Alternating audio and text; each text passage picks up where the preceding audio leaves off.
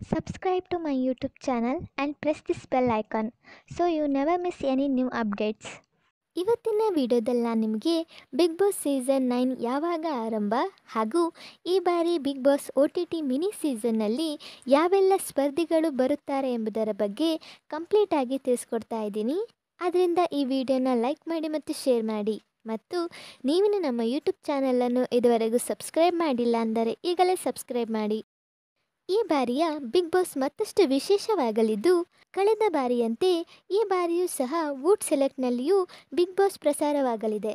OTTಯಲ್ಲಿ ಮತ್ತು ಕಲರ್ಸ್ ವಾಹಿನಿಯಲ್ಲಿ ಎರಡು ರೀತಿಯ ಬಿಗ್ ಬಾಸ್ ಸೀಸನ್ಗಳನ್ನು ಪ್ರಸಾರ ಮಾಡಲು ಕಲರ್ಸ್ ಸಂಸ್ಥೆಯು ನಿರ್ಧರಿಸಿದೆ. ಕಲರ್ಸ್ ವಾಹಿನಿಯಲ್ಲಿ ಬಿಗ್ ಬಾಸ್ ಪ್ರಸಾರ ಆರಂಭವಾಗುವ ಮೊದಲೇ ವೂಟ್ ಸೆಲೆಕ್ಟ್ನಲ್ಲಿ ಬಿಗ್ ಬಾಸ್ ಮಿನಿ ಸೀಸನ್ ಪ್ರಸಾರವಾಗಲಿದೆ. ಈ ಮಿನಿ ಸೀಸನ್ 42 ದಿನಗಳ ಕಾಲ ಪ್ರಸಾರವಾಗಲಿದ್ದು, ಈ ಬಿಗ್ ಬಾಸ್ ಮಿನಿ ಸೀಸನ್ ಇದೇ ಆಗಸ್ಟ್ ಮೊದಲ ವಾರದಿಂದ ಆರಂಭವಾಗಲಿದೆ.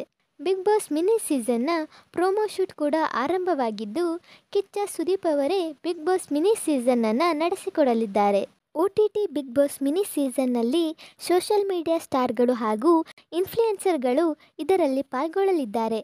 ಈ ಮಿನಿ ಸೀಸನ್ನಲ್ಲಿ ಆಯ್ಕೆಯಾದ ಒಂದಿಬ್ಬರು ಸ್ಪರ್ಧಿಗಳು ವಾಹಿನಿಯಲ್ಲಿ ಭಾಗವಹಿಸುತ್ತಾರೆ. ಈ ಬಿಗ್ ಬಾಸ್ ಮಿನಿ ಸೀಸನ್ನಲ್ಲಿ ಯಾವೆಲ್ಲ ಸ್ಪರ್ಧಿಗಳು ಬರಬಹುದು ಎಂಬುವ ಲಿಸ್ಟ್ ಇಲ್ಲಿದೆ, ಬನ್ನಿ ನೋಡೋಣ. ಮೊದಲನೇದಾಗಿ ನಾಗಿನಿ 2 ಸೀರಿಯಲ್ ಖ್ಯಾತಿಯ ನಮ್ರತಾ ಗೌಡ.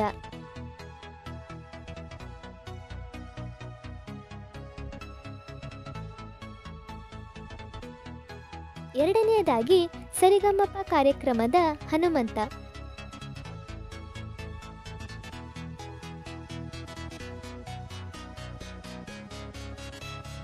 ಮೂರನೆಯದಾಗಿ ಖ್ಯಾತ ಪೋಷಕ ನಟಿ ಪವಿತ್ರ ಲೋಕೇಶ್.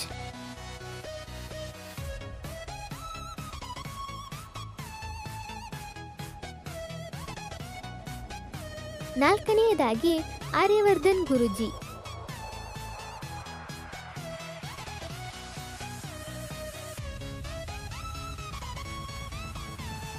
ಐದನೆಯದಾಗಿ ನಟ ನವೀನ್ ಕೃಷ್ಣ.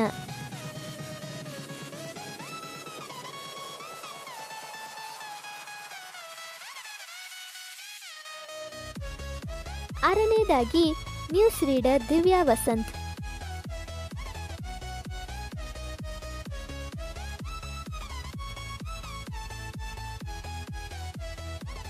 ಏಳನೆಯದಾಗಿ ಖ್ಯಾತ ಗಾಯಕ ರಘು ದೀಕ್ಷಿತ್.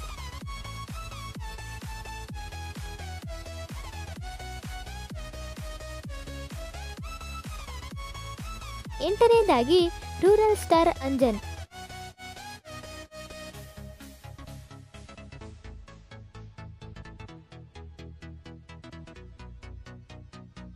ಒಂಬತ್ತನೆಯದಾಗಿ ನಟ Tennis Krishna.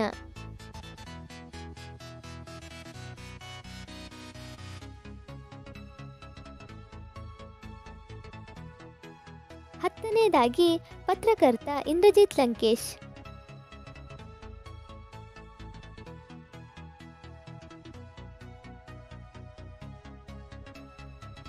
ಹನ್ನೊಂದನೆಯದಾಗಿ social media star Bhoomika Basavaraj.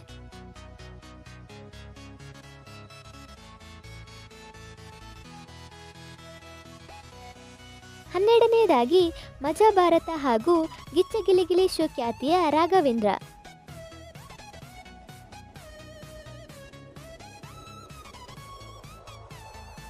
ಹದಿಮೂರನೆಯದಾಗಿ ನಟಿ ರೇಖಾ ದಾಸ್.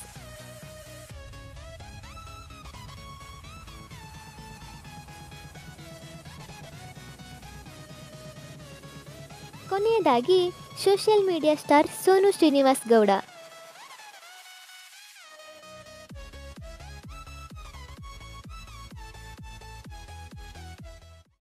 ಸೊ ಇವೆಲ್ಲವೂ ಈ ಬಾರಿಯ ಬಿಗ್ ಬಾಸ್ ಮಿನಿ ಸೀಸನ್ಗೆ ಬರಬಹುದಾದ ಕಂಟೆಸ್ಟೆಂಟ್ ಲಿಸ್ಟ್ಗಳಾಗಿದ್ದು, ಈ ಲಿಸ್ಟ್ನಲ್ಲಿರುವ ಕೆಲವರನ್ನು ಈಗಾಗಲೇ ವಾಹಿನಿಯು ಸಂಪರ್ಕ ಮಾಡಿದೆ ಎಂದು ಹೇಳಲಾಗಿದ್ದು, ಅಂತಿಮ ಪಟ್ಟಿಯು ಶೋ ಶುರುವಾದಾಗಲೇ ವಾಹಿನಿಯು ರಿಲೀಸ್ ಮಾಡಲಿದೆ ಹಾಗೂ ಹೆಚ್ಚು ಸುದ್ದಿಯಲ್ಲಿರುವವರನ್ನೇ ಟಾರ್ಗೆಟ್ ಮಾಡಲಾಗಿದೆ ಎನ್ನುವ ಮಾಹಿತಿ ಕೂಡ ಇದೆ.